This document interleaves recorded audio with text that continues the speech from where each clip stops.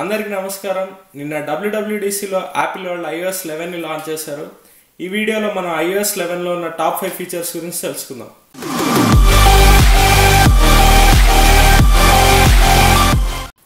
First the control centre. ఈసారి control centre మొత్తం ఒకే పేజ్లో ఉంటుంది. లాస్ట్ టైం iOS వర్షన్స్లో ఉన్నట్టు కంట్రోల్ సెంటర్కి స్వైప్ ఇలాంటివి ఏమి ఉండవు. వైఫై, బ్లూటూత్, బ్రైట్నెస్ లాంటివన్నీ ఒకే పేజ్లో ఉంటాయి.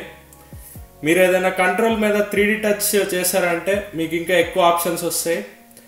ఇంకో ఇంట్రెస్టింగ్ విషయం ఏంటంటే మీకు కావాల్సిన కంట్రోల్స్ని యాడ్ చేయొచ్చు లేదా రిమూవ్ చేయొచ్చు. ఇలా టోటల్ కస్టమైజేషన్ ఇచ్చారు యాపిల్ వాళ్ళు కంట్రోల్ సెంటర్లో మనకి. ఇంకా ఇక్కడ ఒక కొత్త కంట్రోల్ వచ్చింది, అదే స్క్రీన్ రికార్డింగ్. సో మీరు డైరెక్ట్గా ఈ కంట్రోల్ సెంటర్ నుంచే స్క్రీన్ రికార్డింగ్ చేయొచ్చు.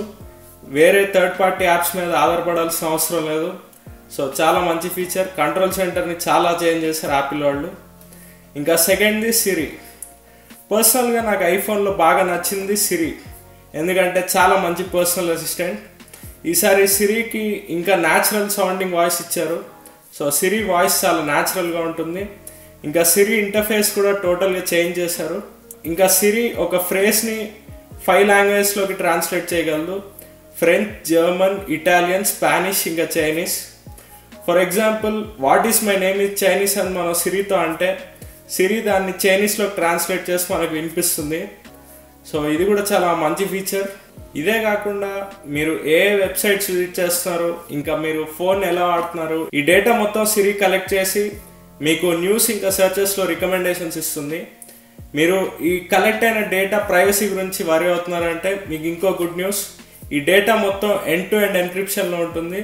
సో ప్రైవసీ గురించి ఎలాంటి బాధ లేదు. ఇంకా థర్డ్ది డు నాట్ డిస్టర్బ్ మోడ్. ఇది సామ్సంగ్ ఫోన్స్లో ఉన్న ఎస్పైక్ ఫీచర్ లాంటిది. మీ ఐఫోన్ మీ కార్లో ఉన్న వైఫై లేదా బ్లూటూత్తో మీరు డ్రైవింగ్ చేస్తారని తెలుసుకుంటుంది. మీ కార్లో వైఫై లేదా బ్లూటూత్ లేకపోతే డాప్లర్ ఎఫెక్ట్ ద్వారా మీరు డ్రైవింగ్ చేస్తారని మీ ఐఫోన్ తెలుసుకుంటుంది. సో ఒక్కసారి మీరు డ్రైవింగ్ చేస్తారని మీ ఐఫోన్కి తెలిస్తే మీ ఫోన్ని సైలెంట్ మోడ్లో పెట్టేస్తుంది. సో నోటిఫికేషన్స్ అన్నీ సైలెంట్ అయిపోతాయి. ఇంకా మీరు ప్రయారిటీ నోటిఫికేషన్స్ని సైలెంట్ అవ్వకుండా కూడా సెట్టింగ్స్ చేయొచ్చు. సో ఇది చాలా మంచి ఫీచర్, బాగా యూజ్ అవుతుంది డ్రైవింగ్ చేసే వాళ్ళకి. ఇంకా మీరు డు నాట్ డిస్టర్బ్ మోడ్ నుంచి ఎగ్జిట్ అవ్వాలంటే లేదా మీరు బ్యాక్ సీట్లో కూర్చున్నట్టయితే జస్ట్ మీ ఫోన్ ఆన్ చేసి ఐఎమ్ నాట్ డ్రైవింగ్ అని ప్రెస్ చేస్తే చాలు, డు నాట్ డిస్టర్బ్ మోడ్ నుంచి మీరు ఎగ్జిట్ అయిపోతారు. ఇంకా ఫోర్త్ది iMessage. సో ఈసారి iMessageకి టోటల్గా న్యూ ఇంటర్ఫేస్ ఇచ్చారు. iMessageలో ఉన్న రీడిఫైన్డ్ యాప్ డ్రావర్ ద్వారా మీరు ఎమోజీ, స్టిక్కర్స్, ఇంకా గేమ్స్ని చాలా ఈజీగా యాక్సెస్ చేయొచ్చు. ఇంకా iMessageలో ఉన్న కొత్త ఫీచర్ మనీ ట్రాన్స్ఫర్. మీ యాపిల్ పే వాలెట్ నుంచి మీరు వేరే యూజర్స్కి మనీ ట్రాన్స్ఫర్ చేయొచ్చు. ఇది మన పేటిఎం లాగా వర్క్ చేస్తుంది. మీరు ఎంత అమౌంట్ ట్రాన్స్ఫర్ చేయాలో మనీ ఎంటర్ చేశాక యాప్ మీ ఫింగర్ ప్రింట్ అడుగుతుంది. మీరు ఒకసారి ఫింగర్ ప్రింట్ పెట్టగానే మనీ వేరే యూజర్కి ట్రాన్స్ఫర్ అయిపోతుంది. సో డైరెక్ట్గా మెసేజ్ యాప్ నుంచే మనీని మీరు ట్రాన్స్ఫర్ చేయొచ్చు. ఇంకా మీ iMessageలో ఉన్న కాన్వర్సేషన్స్ అన్నీ iCloudతో సింక్ అవుతాయి. సో వేరే యాపిల్ డివైజెస్లో కూడా ఆ కాన్వర్సేషన్స్ మొత్తాన్ని చూసుకోవచ్చు. ఇంకా ఫిఫ్త్ ఫీచర్ చాలా ఇంట్రెస్టింగ్ ఫీచర్, చాలామంది యూజర్స్ ఎదురు చూసేది ఫైల్ మేనేజర్.